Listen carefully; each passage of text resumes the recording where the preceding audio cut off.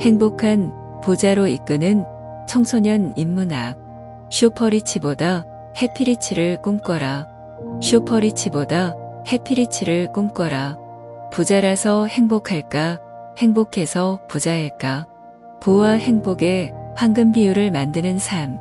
사람들은 보통 부에 대해 말할 때 물질적인 차원에서의 현금, 부동산, 자동차 등을 떠올립니다. 하지만 우리가 현재 사용하고 있는 부의 영어 단어 웰스는 고대 영단어 will과 th에서 유래했습니다.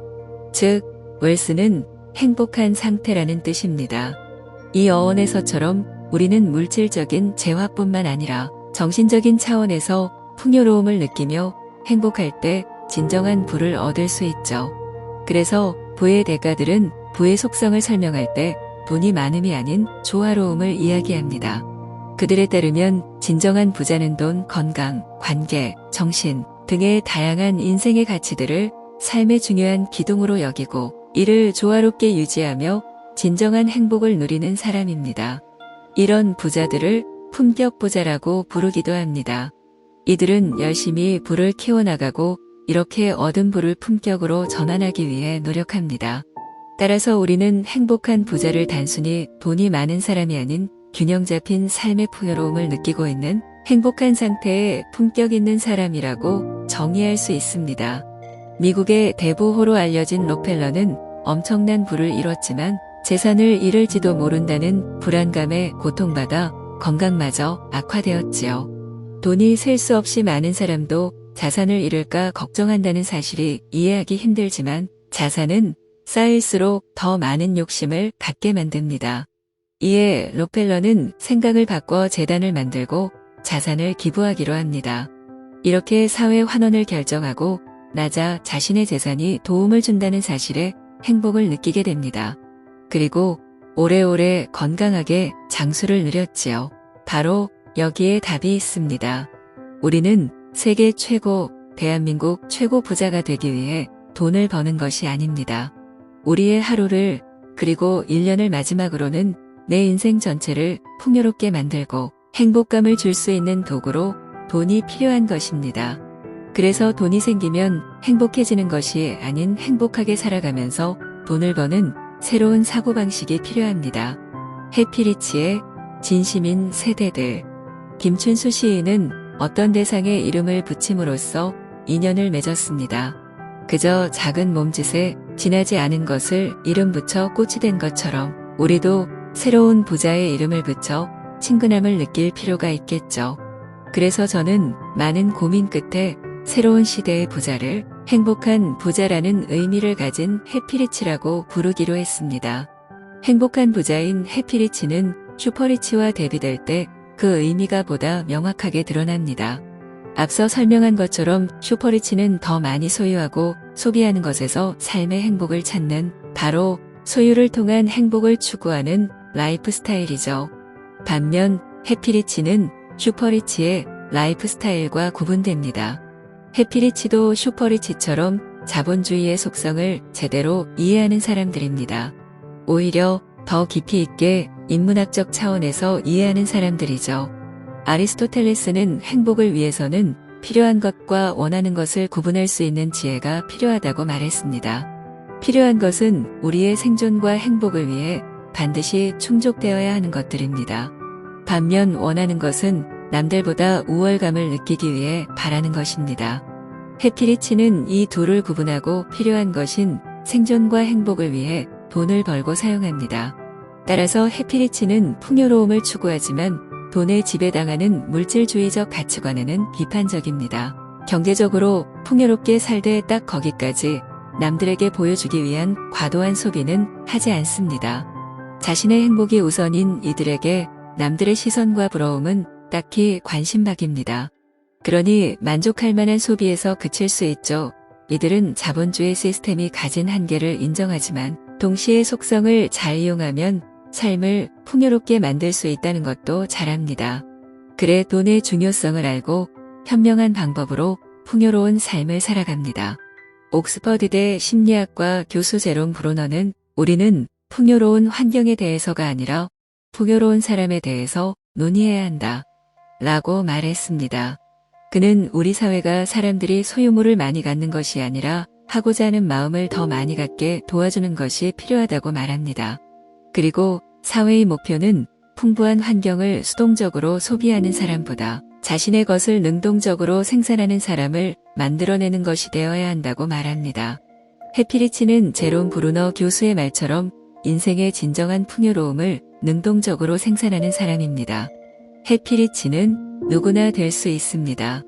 슈퍼리치처럼 큰 돈을 버는 상대적 부자를 지향하는 것이 아니기 때문이죠. 부자가 되면 행복해질 거라는 환상 깨기, 가짜 행복이 아닌 진짜 행복에 집중하기, 철학자의 진짜 행복론을 들어보다. 고대 그리스 철학자 아리스토텔레스는 인류 역사상 최초로 행복에 대해 깊게 고민한 인물입니다.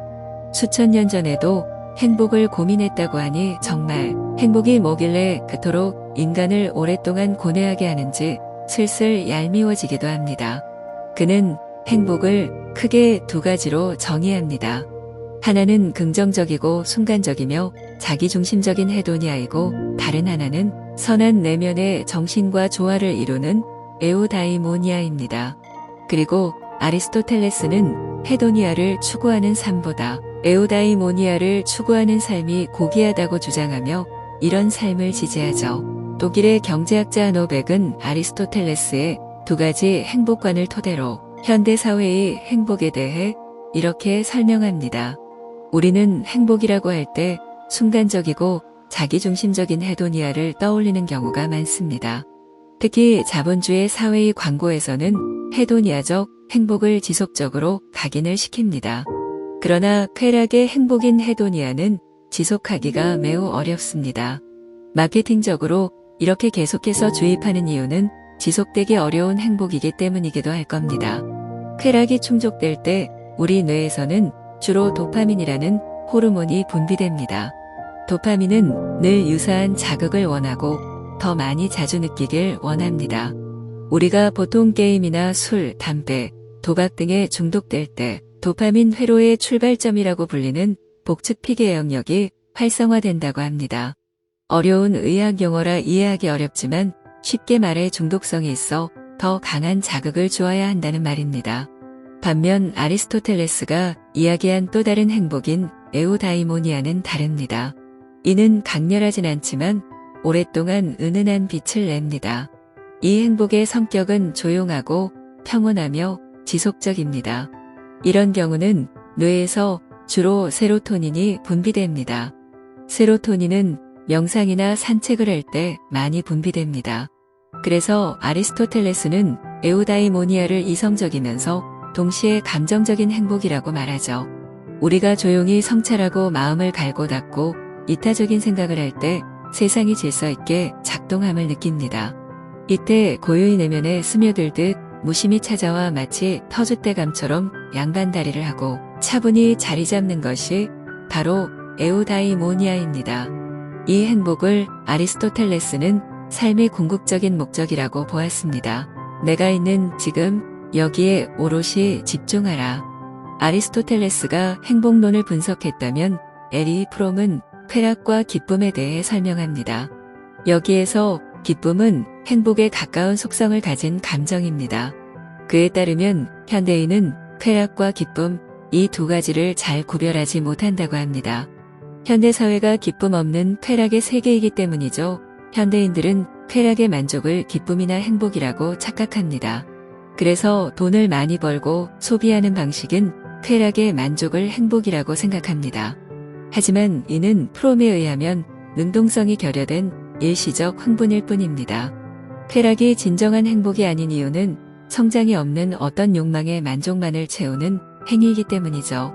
예를 들면 오랫동안 갈망했던 명품 운동화나 백을 샀을 때의 감정입니다. 하지만 이럴 경우 우리 내면에 또 다른 욕구인 내적 성장이 빠져있기 때문에 쾌락이 충족되고 나후에는 항상 공허한 슬픔 같은 것이 찾아옵니다. 그래서 기쁨이 없는 쾌락의 쳇바퀴에서 우리는 더 큰 자극을 추구하게 됩니다. 하지만 이와 반대로 존재 지향적 행복은 절정에 이르렀다가 사라지는 방식이 아니라 성장을 가져오는 것이며 조용하고 내밀합니다. 에리히 프롬이 말하는 존재 지향적 행복은 지금 이곳이 영원이라는 의식입니다. 존재 지향적 행복이라고 할 수 있는 사랑, 기쁨, 질리는 시간을 초월한 현재에 오롯이 집중하는 것이죠. 목표에 도달하겠다는 마음보다는 항상 성장하는 과정에서 행복을 길러냅니다. 아리스토텔레스의 행복의 두 가지 구분은 에리히 프롬의 소유와 존재의 개념으로도 이해할 수 있습니다. 가짜 행복은 헤도니아 즉 소유 지향적 행복이라고 할 수 있고 진짜 행복은 에우다니모니아 즉 존재 지향적 행복이라고 할 수 있습니다.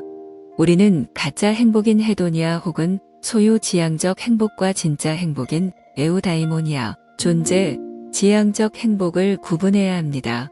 결국 해피리치의 목적은 존재 지향적 행복을 추구하고 그 과정에서 온전히 집중하고 충만함을 느끼는 삶입니다. 그래서 행복에 대한 오해를 바로잡아 가짜 행복이 아닌 장기적이고 바람직한 진짜 행복을 추구합니다. 이제 우리는 이런 진정한 행복에 대해 제대로 이해하고 이를 추구하는 삶을 살 필요가 있습니다. 행복을 벌어 돈을 사는 사람들, 주변의 사소한 일도 나만의 일로 만드는 자세, 어디서나 내 일을 한다는 기업가 정신 갖추기. 꽤 오래전에 제가 운영하는 회사가 다소 작은 규모일 때 함께 일했던 A라는 동료가 있었습니다.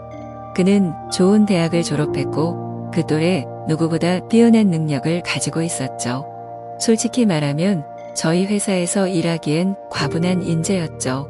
그런데 대기업보다 적은 연봉에 아직 시스템이 갖춰지지도 않은 작은 회사에 입사한 그는 다른 누구보다 열정적이었습니다.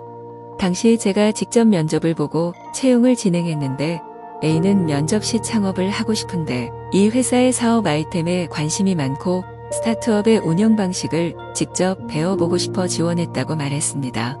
그러면서 적은 월급도 상관없으니 1년 정도의 시간 동안 일하고 싶다고 말했습니다. 그는 정말 당당했고 솔직했습니다. 그에게 느껴진 것은 면접관에게 잘 보여 채용이 되고 싶은 마음가짐이 아닌 자신의 일을 야무지게 하겠다는 사람의 자세였습니다. 저는 그의 솔직한 마음과 멋진 비전에 매료되어 채용을 결정했고 딱 1년간 함께 일했습니다. A는 적은 월급과 부족한 복지에 대해 불편 한마디 없이 1년간 정말 많은 일을 최선을 다해 진행했습니다.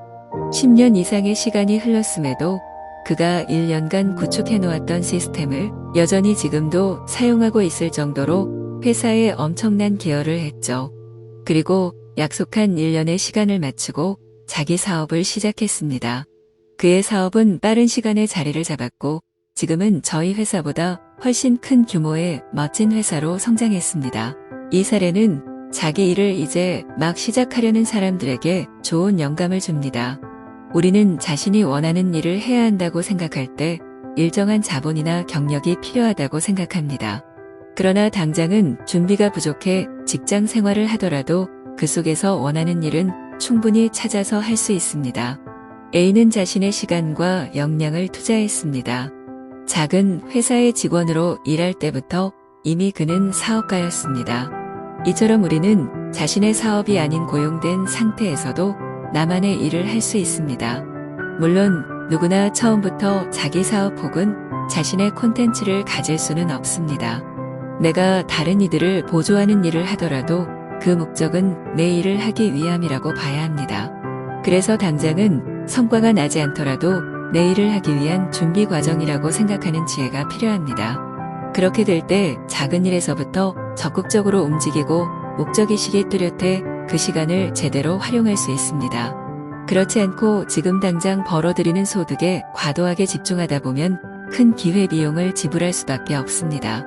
타인 혹은 다른 이들을 위해서만 일하는 피고용인의 삶은 타인이 만들어 놓은 세계입니다. 그 안에서 우리는 쉽게 부자가 될 수 없습니다.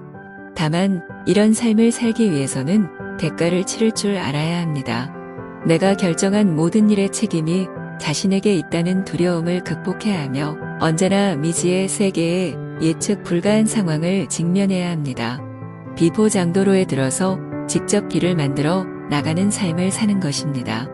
하지만 이 상황을 견디고 끝까지 해내는 사람만이 평범함을 비범함으로 만듭니다. 이들이 우리가 말하는 진정한 부자라는 보상을 얻을 수 있습니다. MBTI는 이제 그만 나만의 부의 유형 찾기. 자기개발 분야 및 교육 분야에서는 메타인지를 매우 중요한 능력으로 꼽고 있습니다. 메타인지는 자기 자신을 객관적으로 바라볼 수 있는 능력을 말하죠. 메타인지 능력이 낮으면 자신의 실제 역량 및 진짜 욕구를 모른 채 살아갈 수 있기 때문에 좋은 성과를 누리거나 행복해지기 어렵습니다. 그러니 행복하게 부를 추구하는 데 있어 메타인지는 매우 중요 요소가 됩니다. 부자가 되기 위해서는 무엇보다 자신을 아는 것이 매우 중요합니다. 부자의 길은 워낙 다양하고 개인 각각의 상황과 성향 그리고 재능이 다르기 때문이죠. 메타인지를 위해 사용되는 모델은 학문 분야별로 여러 가지가 있습니다. 심리학계에서는 5대 성격 요인 모델이 가장 권위적으로 사용되고 있습니다. 5대 성격 특성은 보통 성실성, 신경성, 친화성, 외향성, 개방성을 바탕으로 측정됩니다. 독일의 역사학자이자 작가인 라이너 지텔만도 5대 성격 특성을 가지고 부자들의 공통된 성격을 도출했습니다. 여러 부자와 인터뷰한 결과 가장 많은 성격 특성은 높은 성실성과 낮은 연결성이었습니다. 이들은 높은 성실성으로 꾸준히 노력하고 낮은 신경성으로 좌절하지 않고 앞으로 나아갔습니다. 흥미로운 점은 이 두 가지 특성을 제외한 나머지는 각자의 성향일 뿐 부를 이루는 데는 큰 영향이 없었습니다.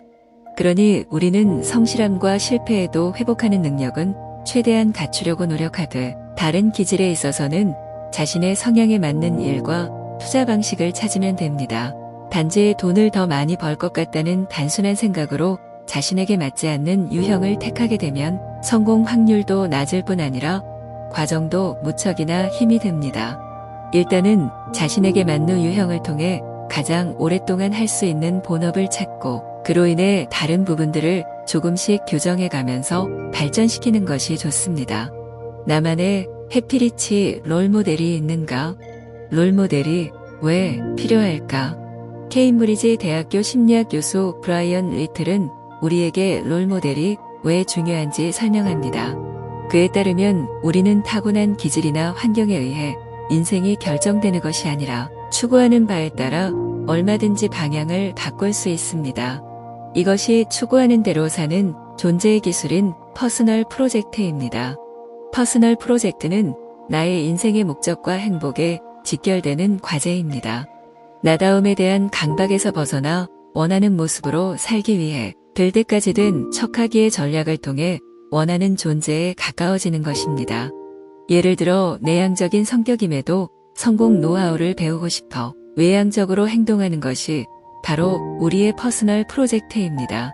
어떤 사람들은 이를 위선이나 가식이라고 부르지만 리틀에 따르면 이런 방식은 실제 우리의 목적을 달성하는데 매우 효과적이라고 합니다.